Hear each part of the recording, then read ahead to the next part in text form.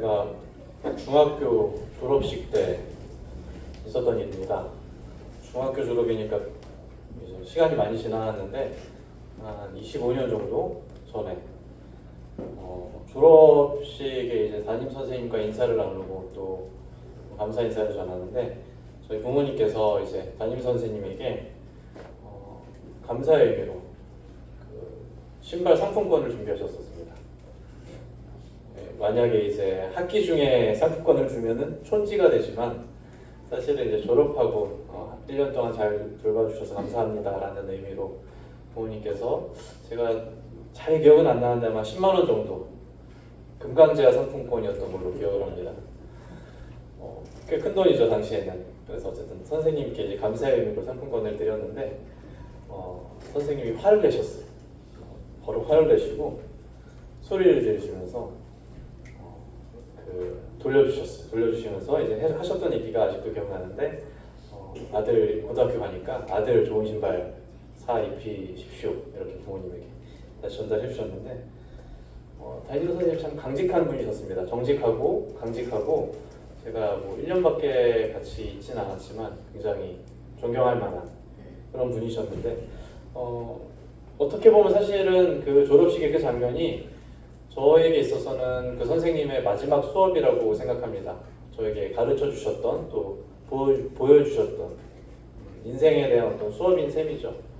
그래서 그 장면이 시간이 많이 지났지만 25년이 지났지만 아직까지 그 영화의 한 장면처럼 이렇게 생생하게 재생되는 걸 보면은 선생님께서 참 좋은 수업을 해주셨다 저에게. 오늘 그 본문에 함께 보실 본문에 예수 그리스도의 또 마지막 수업 장면이 있습니다. 함께 요한복음 13장을 찾아보겠습니다. 신약성경 요한복음 13장.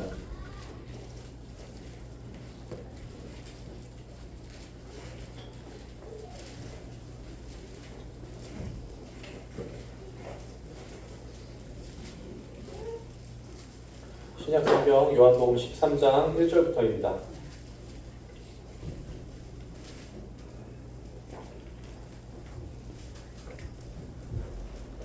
찾으셨으면 13장 1절부터 제가 읽겠습니다. 6월절 전에 예수께서 자기가 세상을 떠나 아버지께로 돌아가실 때가 이른 줄 아시고 세상에 있는 자기 사람들을 사랑하시되 끝까지 사랑하시느니라. 마귀가 벌써 시몬의 아들 가룟유다의 마음에 예수를 팔려는 생각을 넣었더라.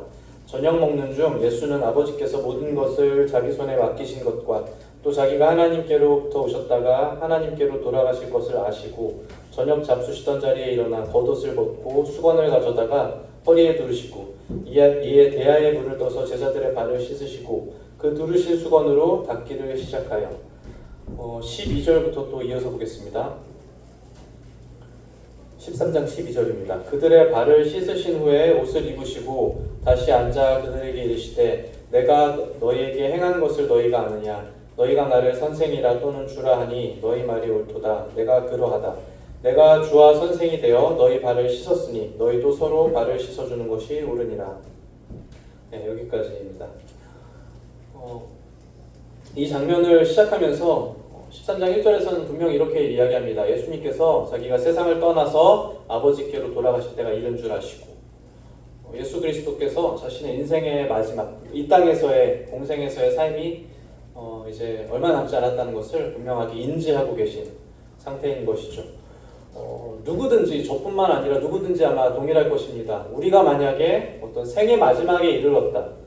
우리에게 남겨진 시간이 얼마 남지 않았다라는 것을 우리가 만약에 알게 된다면 누구라도 예외 없이 우리가 배운 중요한 것들에 대해서 인생의 진리에 대해서 또 중요한 가치에 대해서 내가 생각하는 인생의 정답에 대해서 분명하게 사랑하는 사람들에게 남겨주고 싶어 하실 것입니다. 그것이 어떤 건강한 방법이 되었든 어떤 인생을 잘 풀어가는 방법이 됐든 우리가 생각하는 어떤 중요한 것들에 대해서 틀림없이 사랑하는 사람들에게 남겨주고 싶을 거란 말이죠. 그리고 오늘 이 본문에서 예수 그리스도의 공생의 끝에 잡히시기 전에 돌아가시기 전에 우리가 흔히 말하는 최후의 만찬 가운데 이제 이 특별한 시점에서 그분의 이 땅에서의 삶이 얼마 남지 않은 특별한 시점에서 예수님은 13장부터 17장까지 이르기까지 제자들에게 마지막 설교를 시작하십니다. 이 설교는 요한복음 전체 이 분량의 4분의 1 이상을 차지할 만큼 굉장히 중요한 설교입니다. 그분의 마지막 설교인 셈이죠. 그리고 그 설교 가운데, 그 마지막 가르침 가운데 특별하게 그분께서 행동으로 보여주신 단 한 가지 가르침이 방금 읽은 이 본문 가운데 있습니다. 그것이 무엇입니까? 발을 씻기신 것이었어요. 예수님께서는 제자들이 이제 앞으로 살아가야 될 삶 가운데서 그들이 이제 초대교회를 이루고 또 그들이 다른 제자들을 이제 또 만들고 또 누구에게 침례를 주고 이런 제자들이 앞으로 살아가야 될 그런 삶 가운데서 예수님께서 정말로 보고 싶으셨던 게 있는데 그것이 사실은 이것이라는 거예요. 발을 씻겨주는 또 서로를 섬겨주는 그 섬김이라는 거예요. 우리 읽은 본문에서 예수님께서는 겉옷을 이렇게 표현합니다. 겉옷을 벗고 수건을 가져다 허리에 두르셨다. 이것은 우리가 잘 알고 있는 것처럼 당시의 종들의 복장이에요. 종들이 주인을 섬길 때 종들이 가져야 되는 그 복장이라는 거예요. 제자들은 예수님을 그들의 메시아로 생각했어요. 그들의 민족을 구원할 구원자, 또 그들을 로마 제국의 압제로부터 구해줄 메시아로 믿었던 그분께서 이제 종이 되어서 종의 복장을 하고 그들의 발을 씻긴다는 것은 제자들에겐 정말 충격적인 설교였을 것입니다. 아마 우리가 생각하는 그 수준 이상으로 그들에겐 정말 충격적이고 정말 받아들이기 힘든 그런 장면이었겠죠. 어찌됐든 이 본문 가운데서 예수님께서 보여주신 바는 분명합니다. 자신을 낮추고 또 복종하는 것. 자신을 낮추고 섬기는 것. 우리는 이것을 가장 명료한 단어로 겸손이라고 부릅니다. 그렇죠? 우리는 이것을 겸손이라고 부릅니다. 사도로서, 제자들이 사도로서, 교사로서, 또 스승으로서, 초대교회 교부로서 어쨌든 그렇게 살아갈, 그리스도인으로서 그렇게 살아갈 제자들에게 예수님께서 정말 가르쳐주고 싶으셨던 거예요. 정말 마지막에 그분의 인생의 종착지에서 정말 전달해주고 싶으셨던 것. 그게 다름 아닌 겸손할 것에 대한 조명이라는 것. 이것이 그리스도의 마지막 수업이라는 것입니다. 오늘 요한복음의 13장 절절을 풀어서 설명하진 않겠습니다. 그러나 그리스도의 마지막 설교가 이 마지막 수업이 발을 씻기는 섬김으로 시작된다는 것을 우리가 분명히 기억해야 돼요. 다른 어떤 것이 아니라 그분의 마지막 수업이 제자들의 발을 씻기는 섬김으로부터 시작하고 있다는 것을 우리가 기억할 수 있다면 사실은 그것으로 충분하다는 것입니다.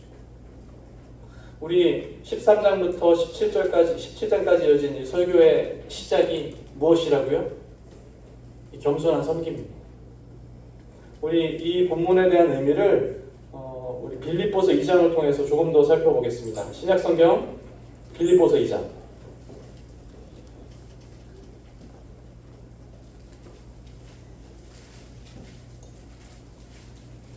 제 성경으로는 신약성경 319페이지 정도 있습니다. 오늘 좀 여러 군데 본문을 함께 살펴볼 예정인데 빌립보서 2장 5절부터 8절입니다.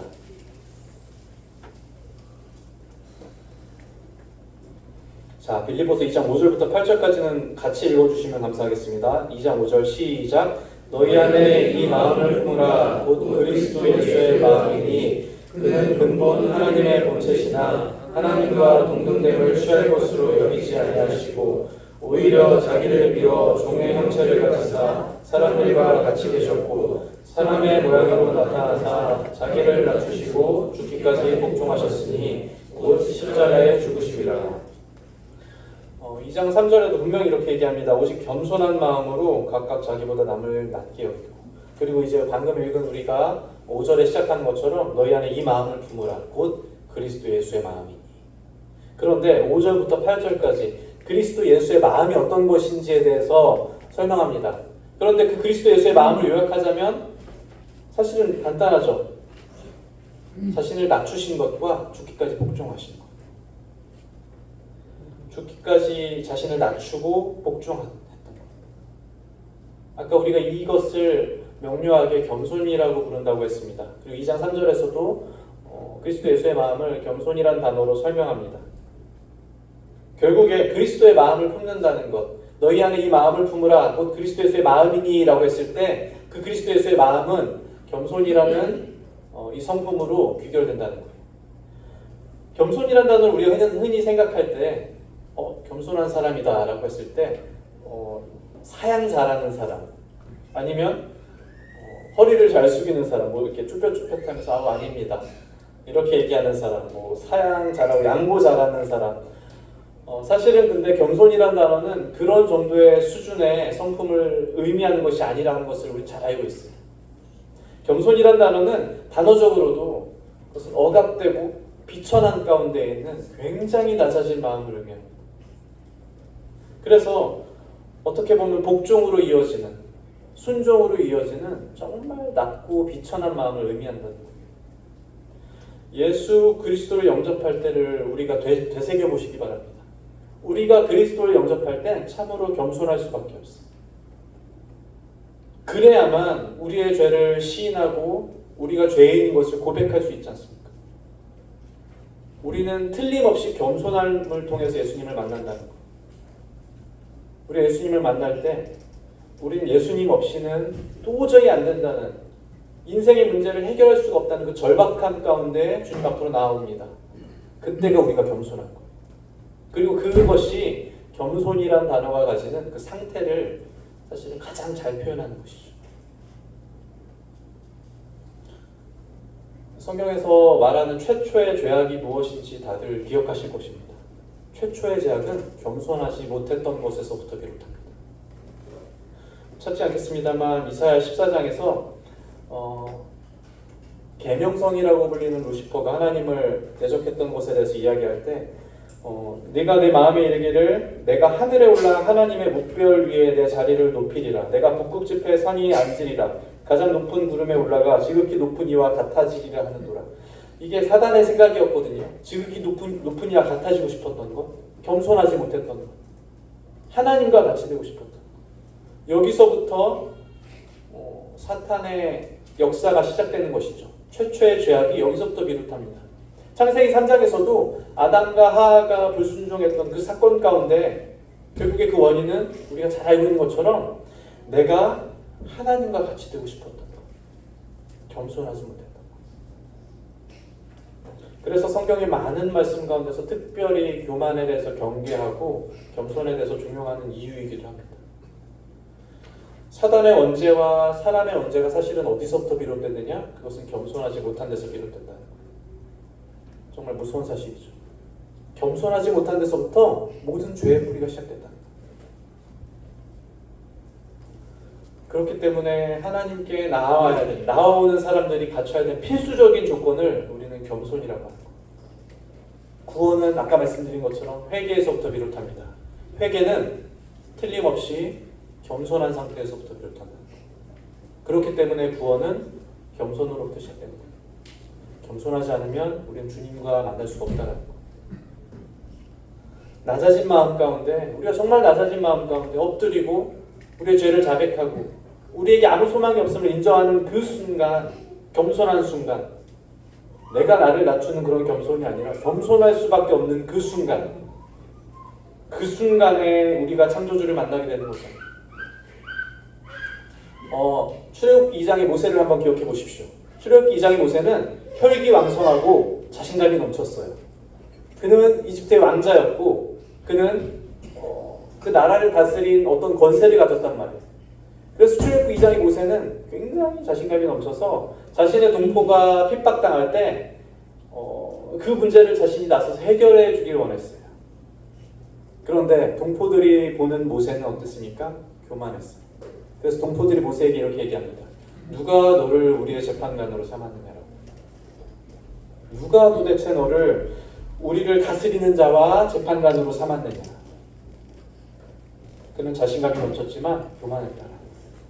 하나님께서 그를 광야로 보내십니다. 불과 한 장 만에 다시 나타난, 시간상으로 40여 년이 흘렀지만 출애굽기 3장에서 다시 나타난 모세는 그때도 여전히 혈기왕성하고 그때도 자신감이 넘칩니까?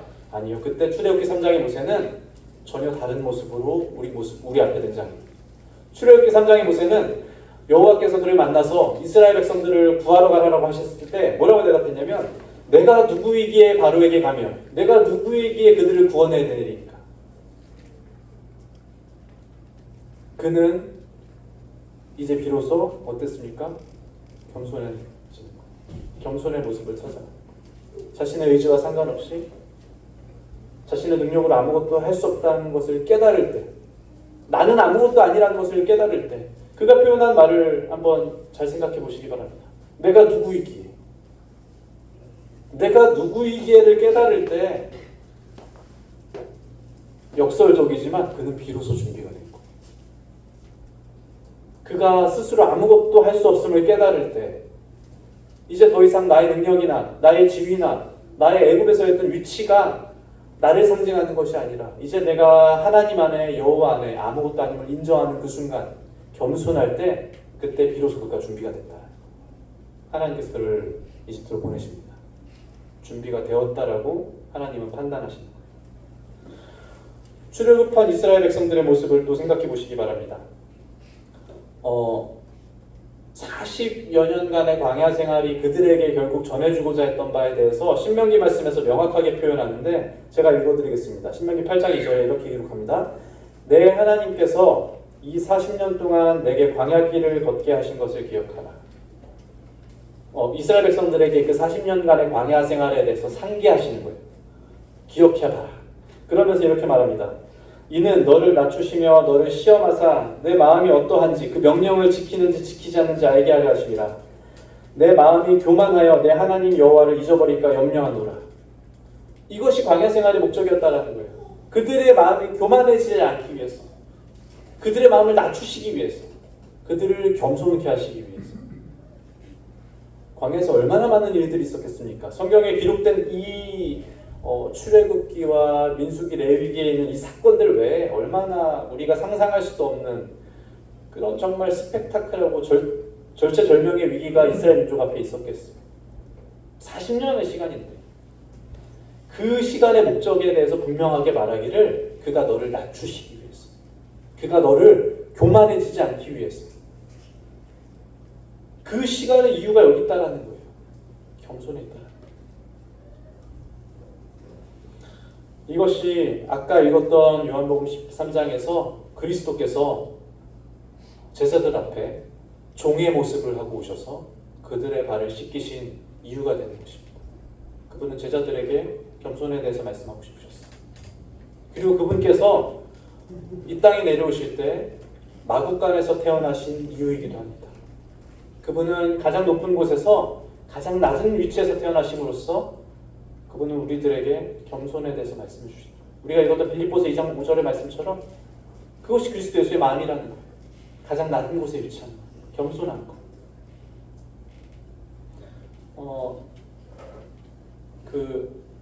액시엄이라는 단어가 있습니다.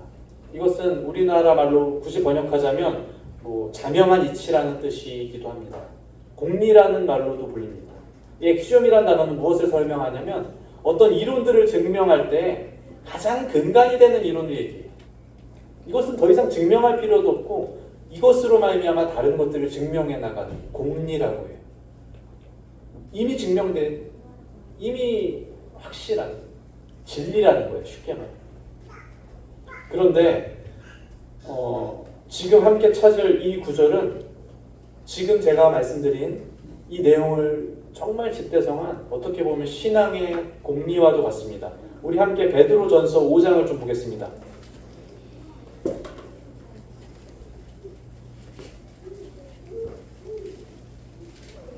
베드로전서 5장 5절.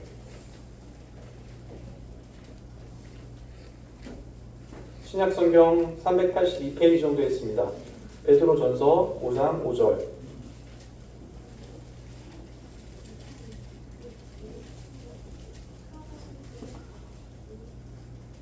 베드로전서 5장 5절 찾으셨으면 제가 읽겠습니다. 젊은 자들아 이와 같이 장로들에게 순종하고 다 서로 겸손으로 허리를 동이라. 자, 그 다음부터 함께 읽어주시겠습니다. 하나님은 시작. 하나님은 교만한 자를 대적하시되 겸손한 자들에게는 은혜를 주시느니라. 이 말씀은 잠언 구절의 인용이기도 한데 신약 성경에서 여러 번 인용됩니다. 하나님은 교만한 자를 대적하시되 겸손한 자들에게는 은혜를 주시느니라. 신앙에 있어서 가장 단순하고 강력한 진리. 이것은 공리와도 같습니다. 그분의 성품을 나타내는 것이고 그분이 사람을 다스리는, 사람을 통치하시는 방식을 설명하기도 합니다. 그분께서 사람들을 다스리실 때 우리에게 은혜를 베푸시고 우리에게 때때로 대적하실 때 그 모든 것의 이유가 여기 있어요. 하나님은 교만한 자를 대적하시고 겸손한 자들에게 은혜를 주신다. 우리 방금 읽은 이 구절에서 서로 다 겸손으로 어떻게 하라 그러죠? 허리를 동이라. 아까 어디서 많이 본 표현이죠. 겸손함으로 허리를 동이라. 요한복음 13장에서 그대로 기록해요. 예수님께서 수건을 가져다가 허리에 두르셨다 그랬어요. 참 아름다운 표현 아닙니까? 겸손함으로 허리를 동이라. 여기서 이 허리를 동이라는 이 단어는 예수님께서 허리에 수건을 두르셨다라는 그 단어와 동일한 단어입니다. 종의 모습으로 앞치마를 두르는 것처럼 겸손으로 허리를 동이라는 것. 그것이 그리스도의 마음이라는 거예요. 구약 성경에 여러 가지 이야기가 나오지만 열왕기상, 역대상하 기록된 왕들의 이야기, 수많은 왕들의 이야기, 사울왕부터 시작해서 다윗왕, 솔로몬왕, 그리고 마지막 왕들의 이야기까지 수많은 왕들이 나타났다 사라지지만 사실 그들의 삶을 이 베드로전서 5장 5절 한 절로 요약할 수 있습니다. 그것이 뭐냐면 하나님은 교만한 자를 대적하시고 겸손한 자들에게 은혜를 베푸신다. 모든 인물들을 관통하는 그 진리가 사실은 여기 있어요. 수백 년의 시간을 흐르면서 이스라엘 백성들을 다스리는 그 왕들을 하나님께서 그들을 통치하시면서 하나님의 통치 방법이고 하나님이 사람을 다스리는 방법이었어요. 우리 몇 구절만 좀 찾아보겠습니다. 구약 성경으로 넘어가서 역대하 26장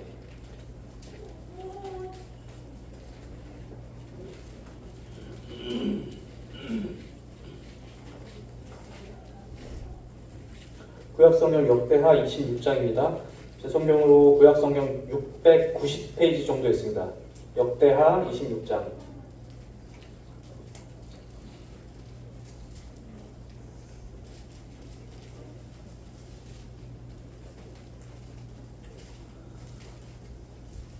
역대하 26장 찾으셨으면 1절부터 4절까지를 제가 읽겠습니다. 역대하 26장 1절입니다. 유다 온 백성이 나이가 16세 된 우시야를 세워 그의 아버지 아마샤를 대신하여 왕으로 삼으니 아마샤 왕이 그의 열조들의 묘실에 누운 후에 우시야가 엘롯을 건축하여 유다에 돌렸더라. 우시야가 왕에 오를 때에 나이가 16세라. 예루살렘에서 52년간 다스리니라. 그의 어머니 이름은 여골리하여 예루살렘 사람이더라. 우시야가 그의 아버지 아마샤의 모든 행위대로 여호와 보시기에 정직하게 행하며. 여기까지. 우시야 왕은 사절에 기록한 것처럼 여호와 앞에서 정직한 왕이었어요. 성경에서 정직하다고 표현했으면 정직한 왕인 것입니다. 정직한 왕이었고 하나님을 경외하는 왕이었습니다. 그래서 5절에 보십시오. 5절 하반절에 보면 그가 여호와를 찾을 동안에 하나님이 형통하게 하셨다라 그랬어요. 우시야 왕은 형통하게 되었습니다. 그리고 8절도 보십시오. 암몬 사람들이 우시야에게 조공을 바치매 우시야가 매우 강성하여 이름이 애굽 변방까지 퍼졌더라. 우시야가 매우 강성해졌다 그랬어요. 하나님을 경외함으로써 그는 점점점 강성해집니다. 15절 보십시오. 또 예루살렘에서 재주 있는 사람들에게 무기를 고안하게 하여 망대와 성곽 위에 두어 화살과 큰 돌을 쏘고 던지게 하였으니, 자 여기 15절 하반절에 보면 그의 이름이 멀리 퍼짐은 기이한 도우심을 얻어 강성하여짐이었더라. 성경에서 기이한 도우심이라고 그러잖아요. 이것을 우리는 두 글자로 잘 알고 있습니다. 이것은 은혜라고 불리는 것입니다. 이것은 사람의 손으로부터 비롯된 것이 아니에요. 어떤 자신의 능력이나 자신의 노력이나 어떤 인간적인 것으로부터 비롯된 것이 아닌 기이한 도우심이라 표현된 이것은 우리가 은혜라고 불러요. 하나님의 은혜로 말미암아 그가 점점 강성해지는 거예요. 하나님의 은혜로 말미암아. 그것은 틀림없이 하나님께로부터 온 은혜인 거예요. 그런데 우리가 이것을 어디로부터 온 것임을 잊어버릴 때가 종종 있게 되죠. 우리가 누리는 것들에 대해서, 우리가 가지고 있는 것들에 대해서 내가 확보하고 있다라고 생각하는 것들에 대해서 우린 이것들의 출처를 잊어버릴 때가 종종 있다는 거예요. 16절 보십시오. 함께 읽어주시면 좋겠습니다. 시작. 그가 강성하여짐에 그의 마음이 교만하여 악을 행하여 그의 하나님 여호와께 범죄하되 곧 여호와의 성전에 들어가서 향단에 분향하려 한지라. 쉽게 말하면 주제 넘은 짓을 했다는 것입니다. 우시아가 하나님이 선택한 제사장만 드릴 수 있는 그 향단에 분향하려 했다는 거예요. 주제 넘은 짓을 했다.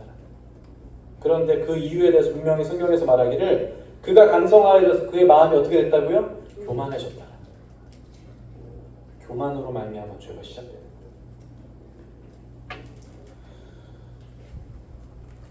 결국에 이 우시아 왕이 어떻게 된 줄 아십니까? 그 마지막에 이제 보시면 23절에 보시면 그가 나병 환자가 됐어요. 문둥병에 걸렸다. 우시아가 그의 조상들과 함께 누움에 그는 나병 환자라 하여 왕들의 묘실에 접한 땅 곧 그의 조상들의 곁에 장사하며 왕들의 묘실에도 들어가지도 못해요. 나병 환자는 저주받은 자라고 분명히 말씀하셨기 때문에 그는 왕들의 묘실에도 들어가지 못했어요. 그의 결말이 여기 비참했습니다. 하나님이 정말 경계하셨던 게 이스라엘 백성들의 그 역사에 끊임없이 얘기한단 말이에요. 신명기 8장 말씀을 또 제가 굳이 인용하자면 이렇게 말씀하십니다. 네가 먹어서 배부르고 아름다운 집을 짓고 거주하게 되면서 또 너의 소와 양이 번성하며 너의 은금이 증식되며 내 소유가 다 풍부하게 될 때 좋은 상황이잖아요. 그죠? 이렇게 말씀하십니다. 내 마음이 교만하여 내 하나님 여호와를 잊어버릴까 염려하노라. 내가 마음에 이르기를 내 능력과 나의 손으로 내가 이 재물을 얻었다 말할 것이다. 신명기 8장 17절 이렇게 기록해. 내 하나님 여호와를 기억하라. 그가 너에게 재물을 얻을 능력을 주셨습니다. 누구로부터 왔다는 거예요? 여호와로부터. 기이한 도우심으로부터 강성해진 이 우시아는 이것이 은혜인 것을 망각했어. 그래서 내가 할 수 있을 줄 알았어. 내가 분양할 수 있을 줄 알았어. 내가 강성해진 줄 알았다. 내가 이렇게 이야기할 때 우리의 모든 신앙이 무너지는 시작점이 바로 여기 있어. 그것을 우리가 내가라고 불러. 내가 무엇을 했다라고 느끼는 그 자부심이 느껴지는 그 시점에 있어서 우리는 특별한 죄에 빠지게 되는 위험 속에 있게 되고, 내가 예를 들어서 일하고 사업하고 내가 돈을 벌 수 있는 것이 나의 능력 때문이라고 생각할 때 우리는 어떻습니까? 우리는 기도를 잊어버려요. 더 이상 기도하지 않게 돼. 내가 일할 수 있고 내가 사업할 수 있고 가정생활을 영위하고 돌보는 것이 나의 노력이라고 생각할 때 우리는 가정에서 군림하게, 자녀들에게 무언가 베풀고 내가 노력한다고 생각할 때 우리는 더 이상 자녀를 존중하지 않게 되고 자녀를 나의 소유물로 여겨요. 교회 가운데서도 마찬가지. 내가 헌신하고 내가 섬겼다고 생각할 때 우리는 무언가를 대접받고 싶어. 무언가 나의 자리를 지키고 싶어 한다는 거야. 나의 믿음이 나의 의라고 생각할 때 우리는 다른 사람들을 쉽게 판단해.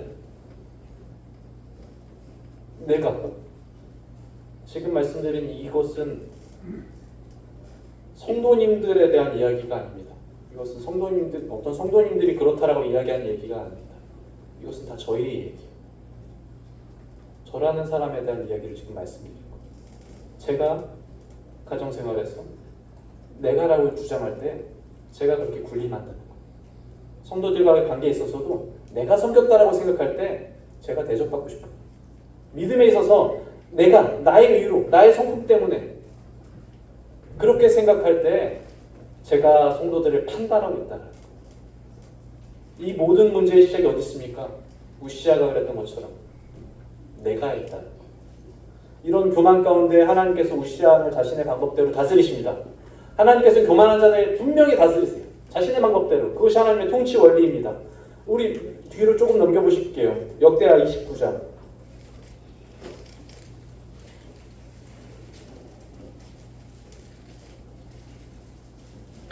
역대하 29장에 우리가 잘 알고 있는 히스기야 왕이 등장합니다.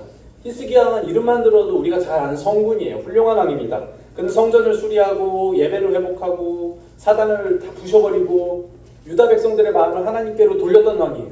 그리고 그는 기도로 물려오는 이 아수르 대군을 물리쳤던 왕이에요. 기도로서. 대단한 왕이죠. 그리고 기도로서 자신의 생명을 연장시켰던 왕이에요. 대단한 왕이에요. 이 믿음을 어떻게 흉내내겠어요? 그는 정말 대단한 왕인데, 그런데 히스기야의 넘어짐도 거기서 시작된다는 거예요. 그 대단한 지점에서. 우리 역대하 32장 24절.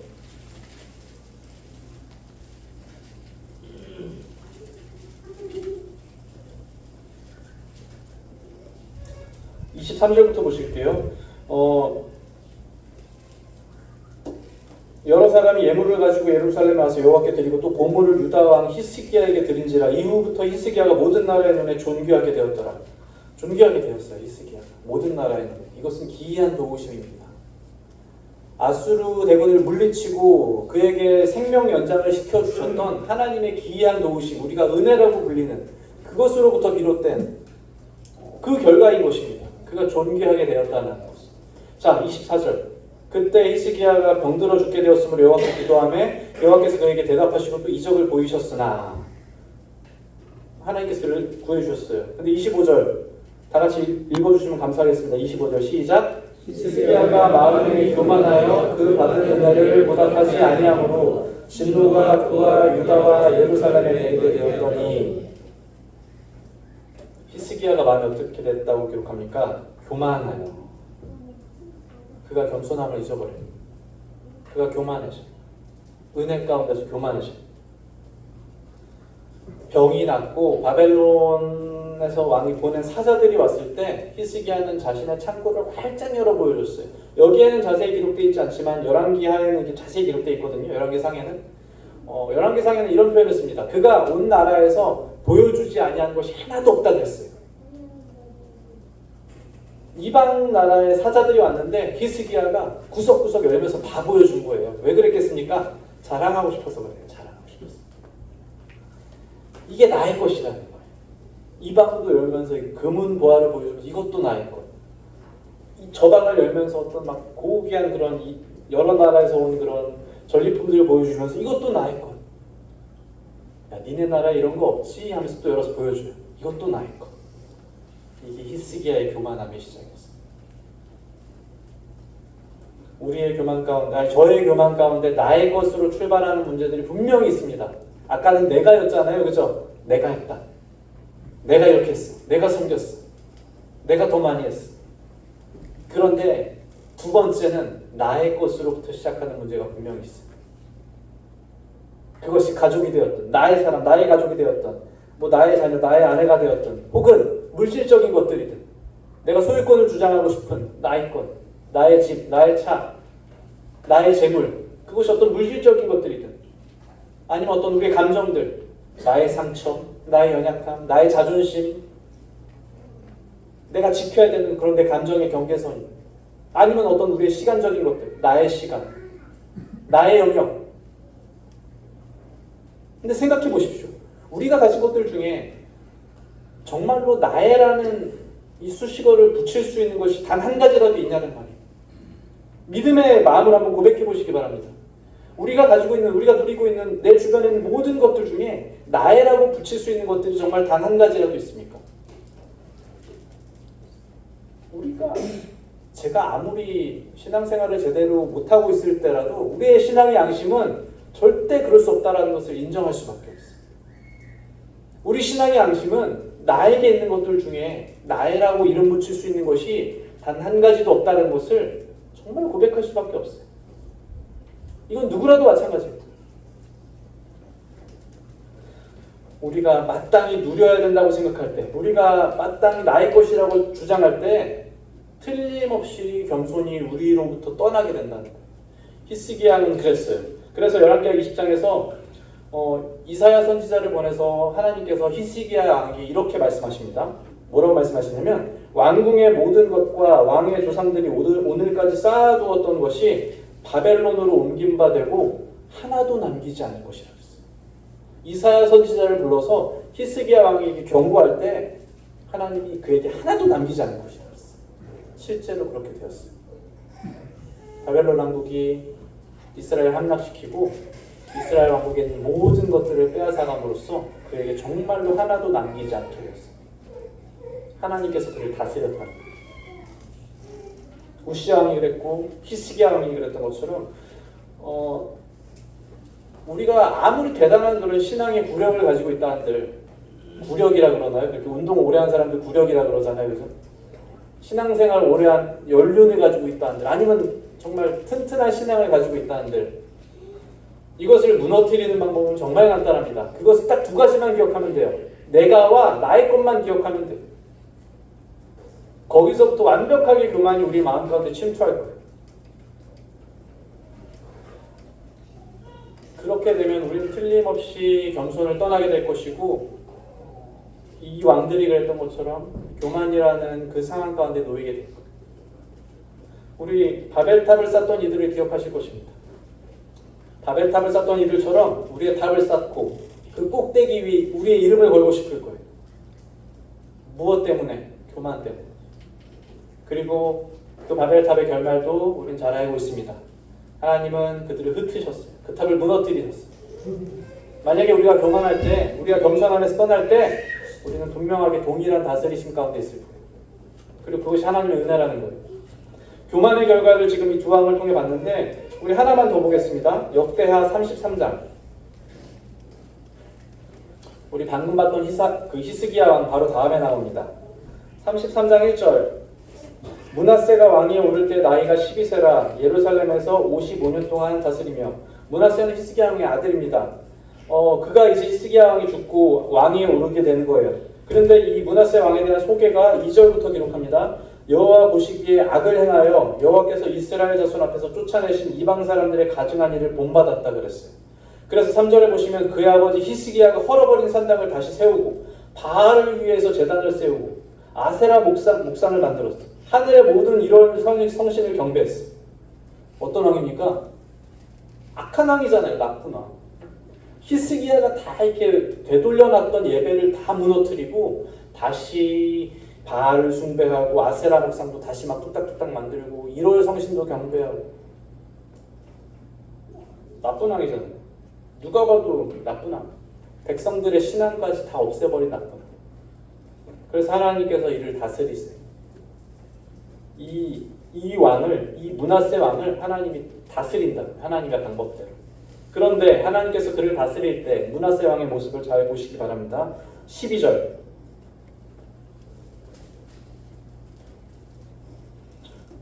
11절부터 읽을게요. 여호와께서 33장 11절입니다. 역대하 33장 11절. 여호와께서 아수르 왕의 군대 지휘관들이 와서 치게 하심에 그들이 므낫세를 사로잡고 쇠사슬로 결박하여 바벨론으로 끌고 간지라. 적국의 포로로 잡혀갔죠. 12절. 그가 환난을 당하여 그의 하나님 여호와께 간구하고 그의 조상들의 하나님 앞에 크게 어떻게 됐다? 겸손하여. 13절. 기도하였으므로 하나님이 그의 기도를 받으시며 그의 간구를 들으시사 그가 예루살렘에 돌아와서 다시 왕위에 앉게 하시매 므낫세가 그제서야 여호와께서 하나님인 줄 알았다. 하나님 앞에 겸손한다라는 것은 아까 말씀드린 것처럼 정말 이런 절체절명의 절박한 상황 가운데 나옵니다. 겸손이라는 것은 그냥 단지 사양하고 양보하고 이런 마음이 아니고 내가 아무것도 할 수 없음을 인정하고 나로서는 도저히 어떤 도움도 나오지 않는 것을 정말 영혼 깊은 곳에서 인정할 때 므낫세가 그런 상황이죠. 바벨론으로 포로로 끌려가서 이제 난 아무것도 할 수가 없어. 그래서 엎드리는 거예요. 그래서 그 마음을 설명할 때 성경에서 이렇게 얘기하는 거예요. 하나님 앞에 크게 겸손했다. 이게 겸손이라는 거예요. 그리고 그가 겸손할 때 하나님이 어떻게 하신다고요? 겸손한 자에게는 아까 읽었잖아요. 겸손한 자는 은혜를 베푸시느니라. 은혜를 베푸시죠. 그가 이전에 어떤 삶을 살았든 상관없어. 그가 뭐 우상 숭배를 했든 악한 삶을 살았든 그가 누구를 죽였든 아무 상관없어. 그가 하나님 앞에 겸손할 때, 하나님 앞에 엎드릴 때 하나님이 그를 돌아보신다. 겸손에는 이렇게 대단한 능력이 있다는 것입니다.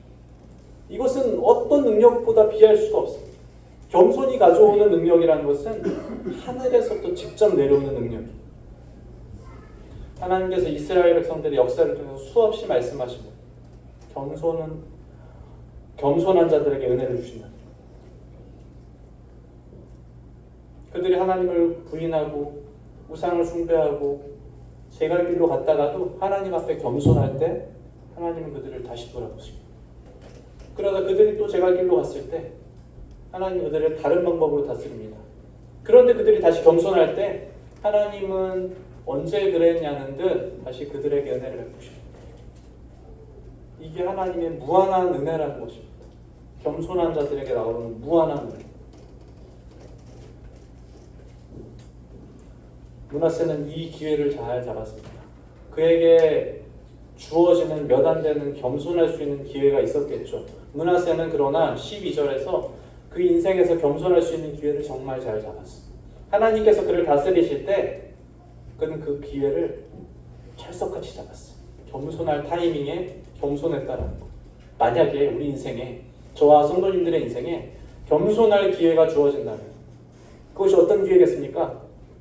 우리 마음이 낮아지는 그때, 우리가 실패하는 그때, 우리가 연약할 그때, 우리가 우리의 능력으로 아무것도 해결할 수 없다는 그 절박함 가운데 만약에 우리에게 그런 기회가 있다면 틀림없이 겸손해야 될 줄로 있습니다. 그게 우리가 잡을 수 있는 정말 유일한 기회다. 역대하 36장을 뒤에 넘겨보시면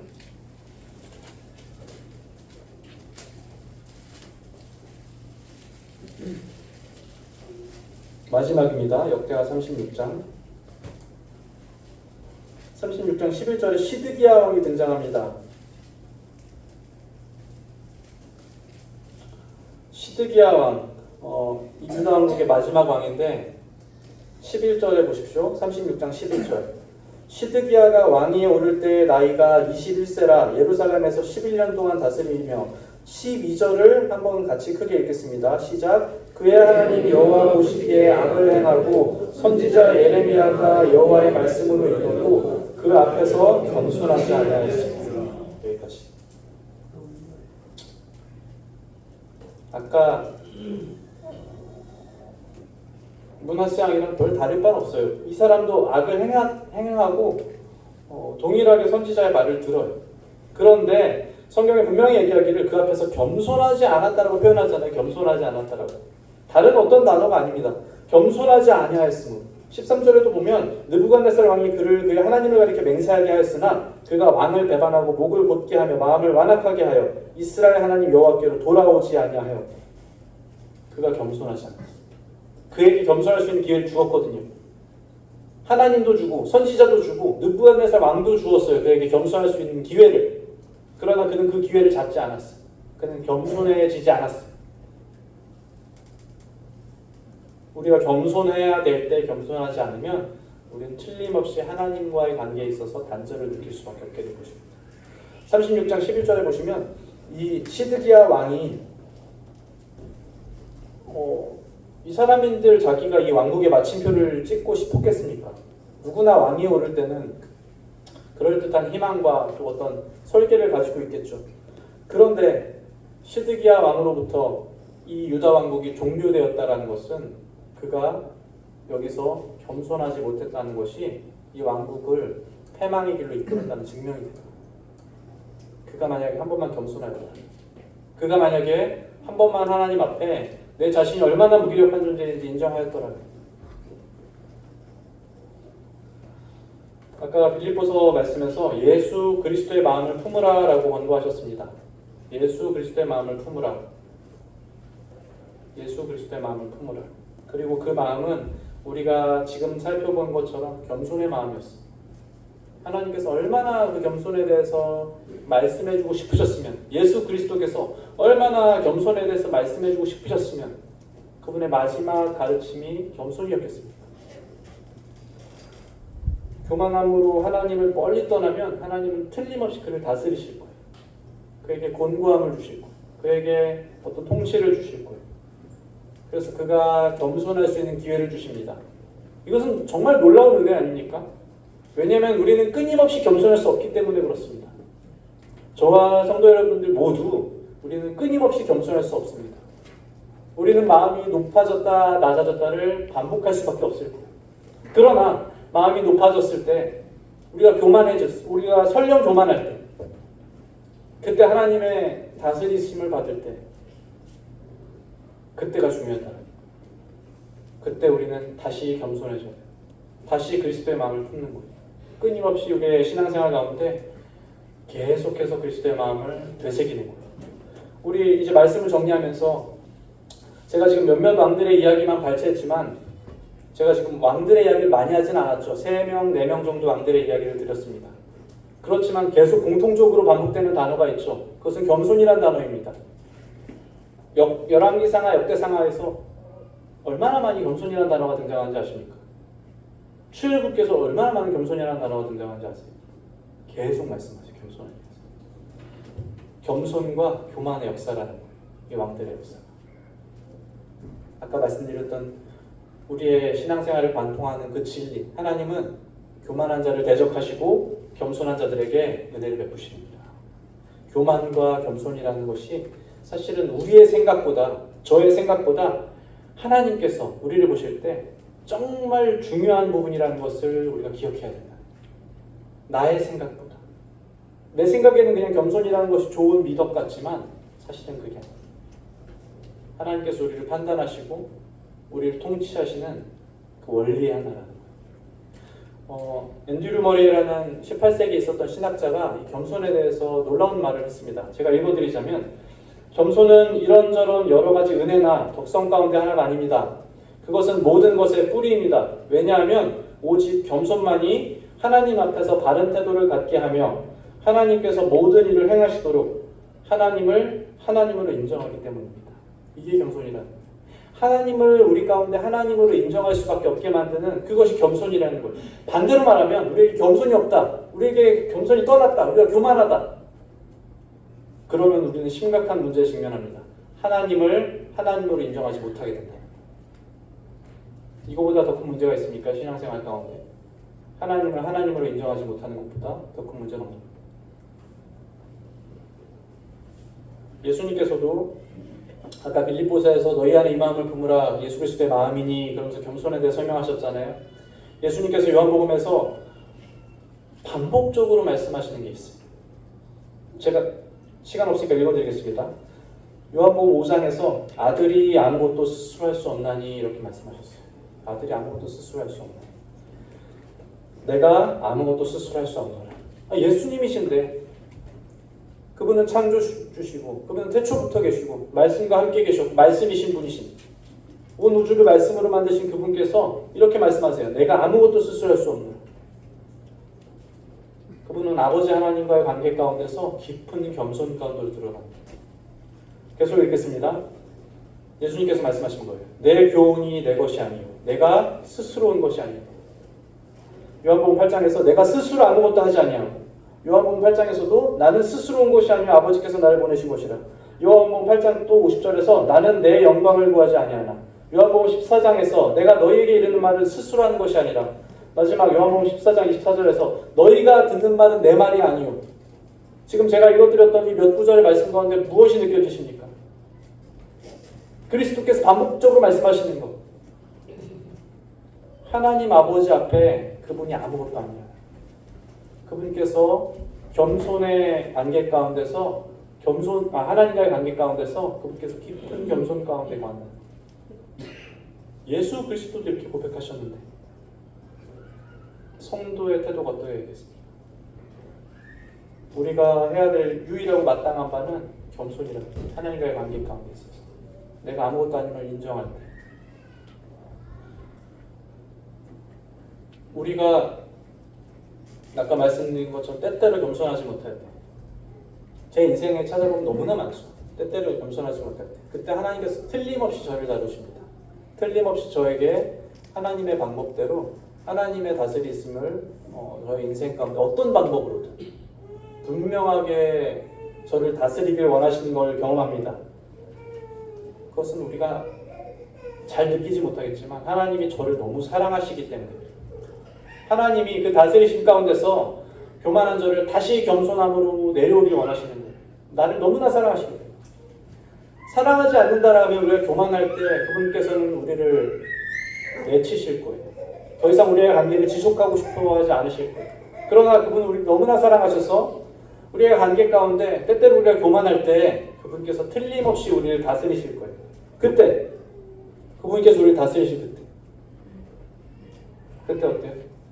내가 아무것도 할 수 없음을 인정할 수밖에 없고 우리의 마음이 정말 낮아질 수밖에 없고 하나님 외에 나의 도움이 아무 데서로부터 나올 수 없음을 인정하게 될 그 순간, 역설적으로 그 순간에 모든 은혜가 저와 성도님들에게 임하실 거예요. 우리가 아무것도 할 수 없다고 엎드릴 그때, 진정 겸손할 그때, 하나님은 교만한 자를 대적하시고 겸손한 자들에게 은혜를 베푸십니다. 우리가 겸손할 그때 우리는 비로소 준비가 되는 것입니다. 모세가 그랬고 다른 왕들이 그랬던 것처럼 우리가 겸손할 그때 우리는 비로소 준비가 되는 거예요. 그것이 어떠한 준비냐면 넘치도록 놀라운 은혜를 받을 준비입니다. 이것보다 더 위대한 일이 어디 있겠습니까? 하나님께서 하늘문을 열고 부어주시는 넘치도록 놀라운 은혜를 받을 준비가 그때야 비로소 될 줄로 믿습니다. 함께 기도하겠습니다.